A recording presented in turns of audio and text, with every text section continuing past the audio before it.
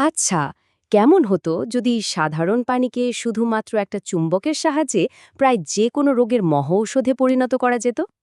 আজকে আমরা চুম্বক পানি, স্বাস্থ্যের সার্বভৌম মহৌষধ নামের একটা লেখা থেকে এমনই কিছু অবাক করার দাবি নিয়ে কথা বলবো। চলুন এই অসাধারণ ধারণাগুলোর গভীরে গিয়ে দেখা যাক আসলে কি বলা হচ্ছে। লেখাটা শুরুই হয়েছে কিন্তু এই রকম একটা শক্তিশালী লাইন দিয়ে। ভাবুন একবার, চুম্বক পানিকে সরাসরি দেবতাদের অমৃতের সাথে তুলনা করা হচ্ছে। এই একটা লাইনই কিন্তু পুরো আলোচনার সুরটা বেঁধে দেয়, তাই না? তো চলুন শুরু করা যাক এর একেবারে মূল দাবিটা দিয়ে। মানে, এই যে বলা হচ্ছে পানিটা নাকি একটা সর্বরোগের ওষুধ, এই ধারণাটা আসলে কি? তাহলে এই চুম্বক পানি জিনিসটা ঠিক কি? ওই লেখা অনুযায়ী এটা আর কিছুই না, সাধারণ পানি যাকে খুব শক্তিশালী চুম্বকের কাছে রেখে দেওয়া হয়।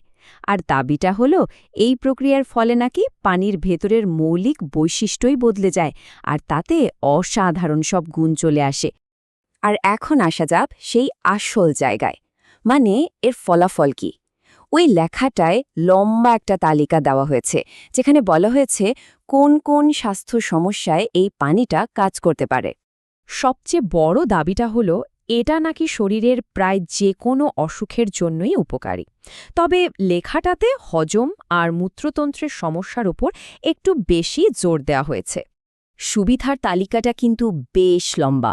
দেখুন, হজম শক্তি বাড়ানো থেকে শুরু করে কিডনির পাথর গলিয়ে দেয়া, এমনকি আলসার সারিয়ে তোলার মতো কথাও বলা হয়েছে। মানে, এর কাজের পরিধিটা অবিশ্বাস্য রকম বড়, যা শরীরের বিভিন্ন সিস্টেমকে প্রভাবিত করার কথা বলে। আর নিরাপত্তার ব্যাপারেও কিন্তু একটা খুব বড় দাবি করা হয়েছে।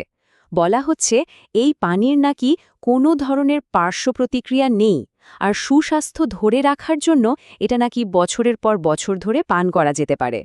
এত কিছু শোনার পর মনে তো প্রশ্ন আসতেই পারে যে এই আশ্চর্য পানিটা বানানো হয় কিভাবে। মজার ব্যাপার হলো ওই লেখাটাতে ঘরে বসে এটা বানানোর একটা বেশ সহজ পদ্ধতিও দেওয়া আছে। পদ্ধতিটা কিন্তু অবাক করার মতো সহজ।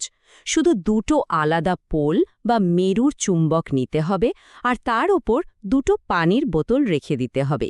দাবি করা হচ্ছে 12 থেকে 24 ঘন্টা পরেই নাকি দুটো বোতলের পানি পুরোপুরি চুম্বকায়িত হয়ে যাবে, আর পানের জন্য তৈরিও হয়ে যাবে। শুধু বানালেই তো হবে না, এটা খাওয়ারও একটা নির্দিষ্ট পরিমাপ দলে দেওয়া হয়েছে।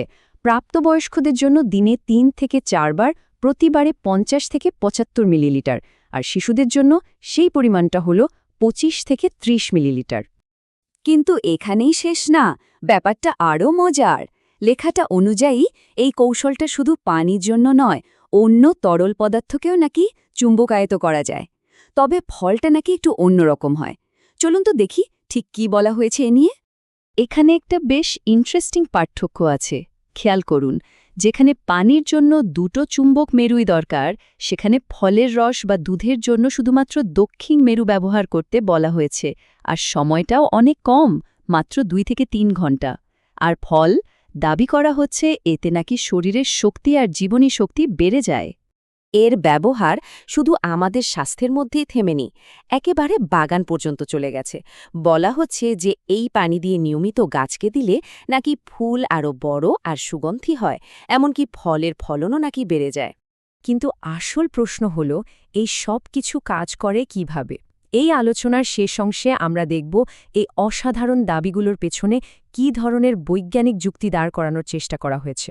এর পেছনের মূল ধারণাটা হল, যখন পানি চুম্বকের সংস্পর্শে আসে তখন নাকি এর একদম বেসিক ফিজিক্যাল প্রপার্টি বা ভৌত বৈশিষ্ট্যগুলোই বদলে যায়, আর এই বদলের কারণেই নাকি স্বাস্থ্যের এত উপকার হয়।